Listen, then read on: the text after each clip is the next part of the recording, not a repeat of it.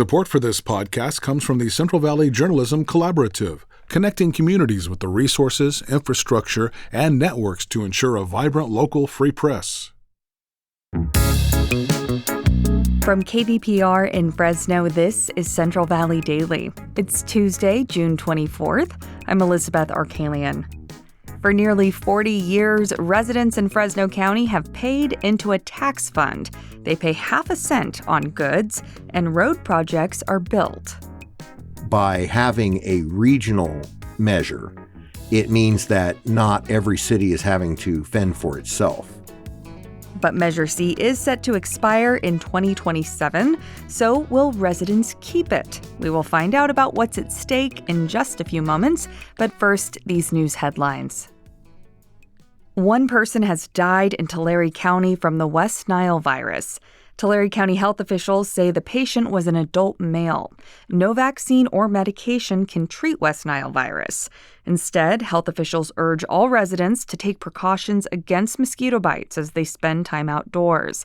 Most people who are infected will have no symptoms, but some can develop a fever between 2 to 14 days after being infected.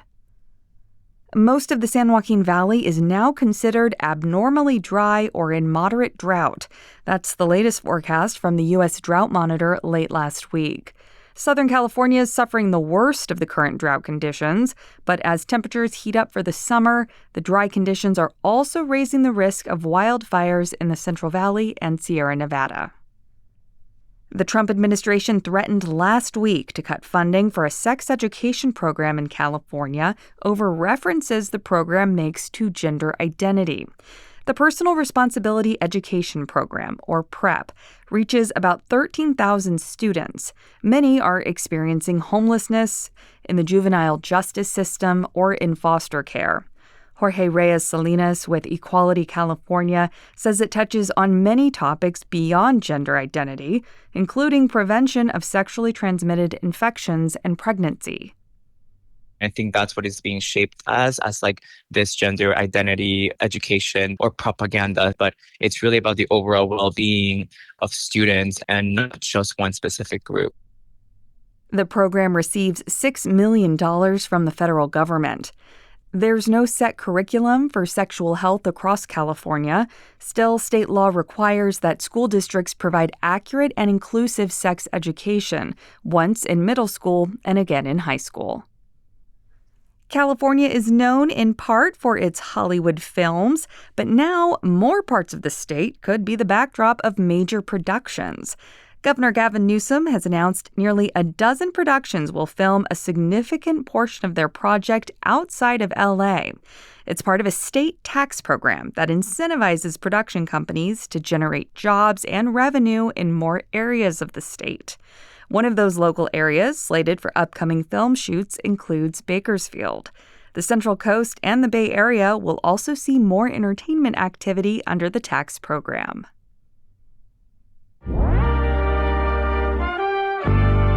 Looking for a way to support KVPR but can't write that big check at the moment? What about that old unwanted car in the driveway? Your vehicle donation could net hundreds of dollars for KVPR. It's easy. We'll tow it away free of charge, KVPR gets a check, and you'll get a receipt for your taxes. And we can take RVs, boats, and motorcycles too. Find out more at kvpr.org/cars or call 855-277-2346. And now to our main story. Since the 1980s, residents in Fresno County have paid a half-cent sales tax on a number of items, from clothing and household goods to dining out at restaurants. That, in turn, has amounted to billions of dollars of revenue for road repairs, freeway expansions, and public transportation. This is all designed under a tax measure known as Measure C. It was passed when voters nearly 40 years ago wanted to see better transportation infrastructure. And today, voters have a big decision to make. Will they keep the tax? The current iteration of Measure C is set to expire 2 years from now. The Fresno Council of Governments, or COG, is largely charged with planning and implementing Measure C. The COG is currently holding public workshops for voters to weigh in on how they think Measure C funds should be used if it's renewed. To learn more about the measure and what it helps support, we invited Robert Phipps to the KVPR studios. He is the executive director of the Fresno Council of Governments. He starts our conversation with a little Measure C history. It first passed in 1986, so we're going on almost 40 years of a measure, so that's the very first major point here is that this is not a new tax by any stretch of the imagination. It's been around longer, in fact, than the very popular Measure Z, the zoo tax, as people know it, the cultural tax. And, it has evolved over that time, understandably so. Times change, and we expect to see it evolve further, but it's probably best known for the freeway system that we have now. People think about the braided ramps, for example, but see, for someone as young as you are, you may not even remember a time when those didn't exist. Sure. And so that's one of the things that we've found is both a blessing and a curse in helping to describe Measure C, because people can't remember a time when these things didn't exist. But in fact, there was a time when Blackstone Avenue was actually 41. There was a time before that when Golden State Avenue was the old 99, way back in the day in the 1950s and 60s. And so this is, since the 1980s, our transportation system has evolved largely because of Measure C in terms of both the freeway system, our local roads, and also our transit system and our trails, bicycle and pedestrian trails. So does the Fresno Council of Governments have a stance on Measure C? Only that it has been beneficial. I mean, we cannot advocate for it. I mean, politically, we cannot advocate for it, but we can point out the benefits that it has wrought for the region, and what I tell people is that the secret sauce is actually not so much in what the measure itself has earned locally, or regionally and countywide. It's brought in over its 40-year history about $2.1 billion, but it's in what that $2.1 billion has leveraged, which is another $8 billion in state and federal dollars, which otherwise likely would not have been possible, because what the state and federal governments want to see is that as a local region, if they're going to invest in your system, they need you to have skin in the game. Yeah. And that's what Measure C has afforded us, right? The opportunity to, I call it front load these projects, whether it's a highway or freeway expansion, a new interchange. These are projects that the state and federal governments would not naturally gravitate to were it not for the fact that they can see that you have a heavy local investment in it to begin with. So I know it sounds like Measure C has funded a lot of projects. Has it been controversial? What are opponents to Measure C kind of saying? I think that, this happened. So, again, going back to the history of Measure C, it has evolved over time, right? And in 1986, the breakdown was really simple. I mean, basically, it was 50% for what we call the regional projects, which are what I described earlier, the big capital projects, freeway expansions, got you the braided ramps, got you the expansion of 168, started on 180, started on the 41 expansion to the south and to the north. And then the other 50% was just local street and road maintenance. Okay, very simple. In 2002, they attempted to run the measure, and it failed then also, because the formula more or less at the time stayed the same. But the times had changed. It was 20 years later. And so this has happened before. Changed how? Well, because, for example, there was no component for transit. And that was the community feedback, is that, you're doing the same thing that you did the last time. You're not changing with the times. From the voter perspective, I'm thinking you're right. So much has changed since 1986, including the economy. What about the folks who don't want another tax?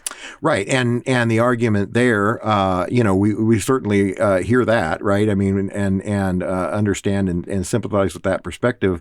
The logic here is that, number one, it's not another tax. It's been with you for 40 years. This is not new. That is the number one point that we make. This is not a new tax, so it does not increase your tax burden at this point.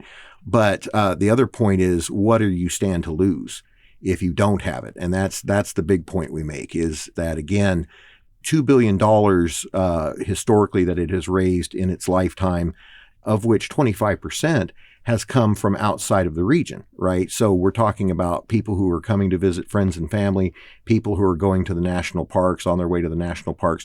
So, we're really talking about only 75% has been generated from Fresno County residents themselves.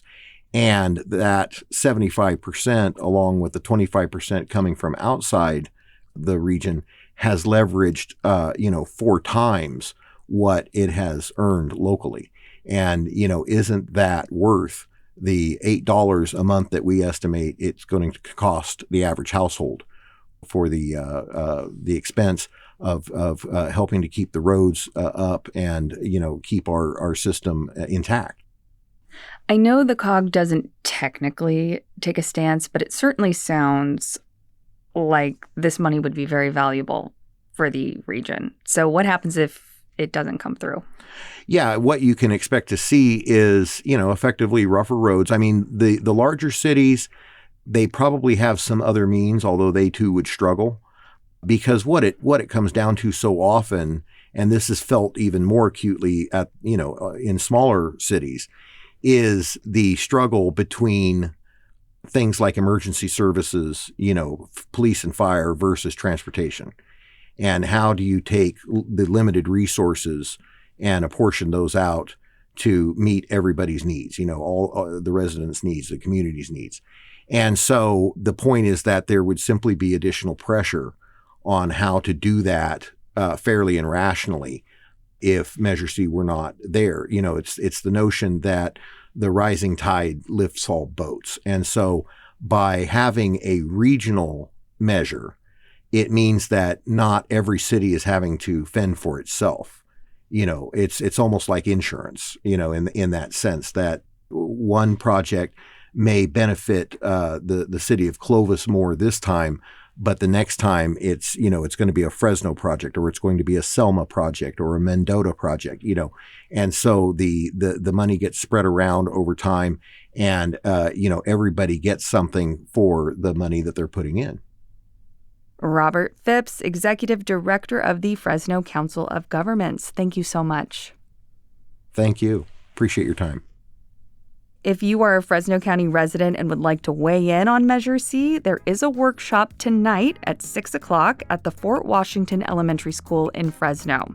There are also 2 workshops scheduled in July. For more information, visit measurec2026.com. And that is today's show. Today's episode was produced by Crescencio Rodriguez Delgado, Jonathan Linden, and KVPR, with support from the Central Valley Journalism Collaborative. I'm Elizabeth Arkalian. Find the latest local news anytime at kvpr.org.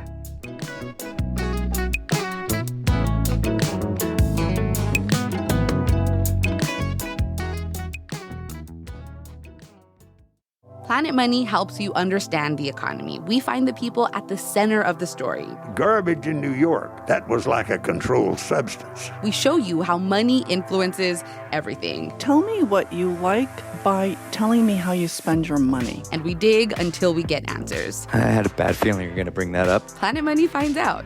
All you have to do is listen. The Planet Money Podcast from NPR.